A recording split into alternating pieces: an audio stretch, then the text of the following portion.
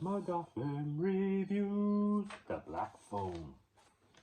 This is a spoiler warning, spoiler warning.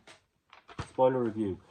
The Black Phone 2021 horror/thriller directed by and written by Scott Derrickson and based on a short story by Joe Hill, who was also involved in Horns. He wrote the book, and In the Tall Grass, a Netflix movie.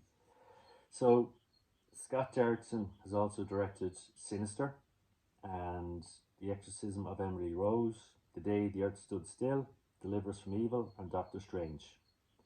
And also an oldie, Hellraiser Inferno. And yeah, this has Ethan Hawke playing the Grabber.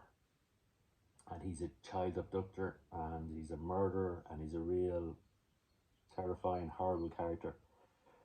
And Ethan Hawke was also in another very good movie by Scott Derrickson, Sinister, and Training Day.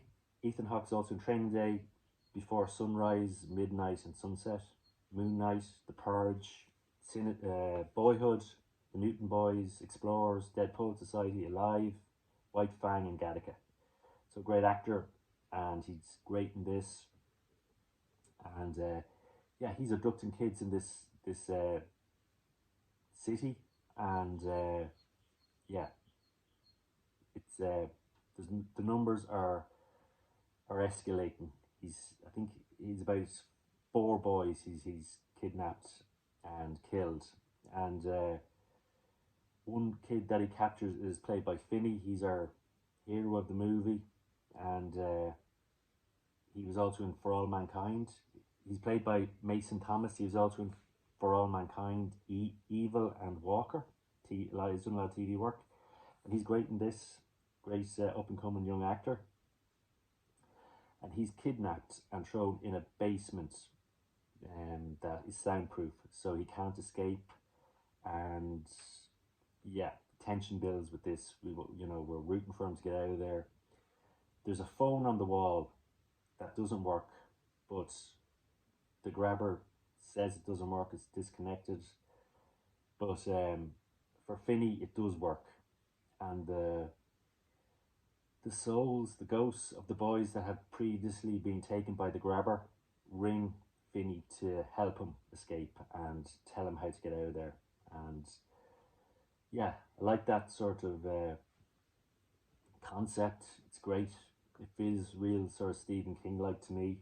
And yeah, we have a few escape attempts, and I really like the escape attempts. And we learn a bit about Finney before he gets captured. He's got a sister called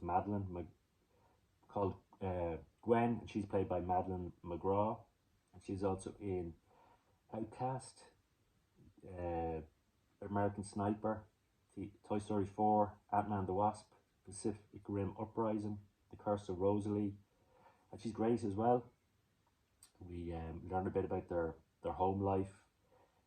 Their dad is played by Jeremy Davis, who plays Terrence, and he was in Saving Private Ryan, Solaris, Twister, God of War, the video game, Lost and Justified.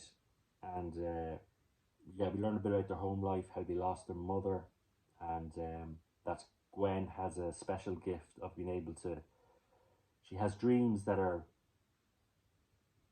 become true, or she sees the future in her dreams, and images in her dreams that help the detectives and help find Finney.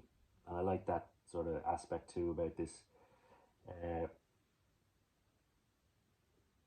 Also, a bit of trivia, Tom Savini designed the masks that the Grabber wears, and Tom Savini has done a lot of special effects work on the Nightmare on Elm Street, the Night of the Living Dead movies, and Dawn of the Dead, and so it's really, and a lot of great work on movies with special effects, and it's yeah, he's a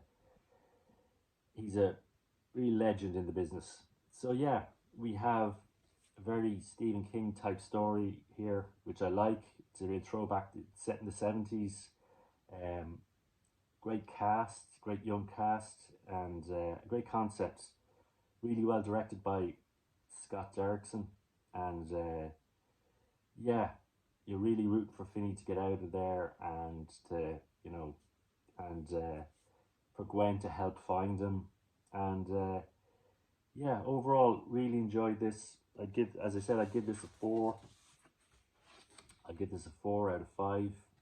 Maybe I'm giving this too much praise here, but it's yeah, it really feels like a sort of 80s, you know, Stephen King type thing, and maybe with all the Stranger Things sort of, yeah, it feels a bit Stranger Things, and yeah, it's a very good movie if you like Stephen King and you like a bit of horror. And yeah, Fred MacGuffin reviewing The Black Phone. Fred MacGuffin's review.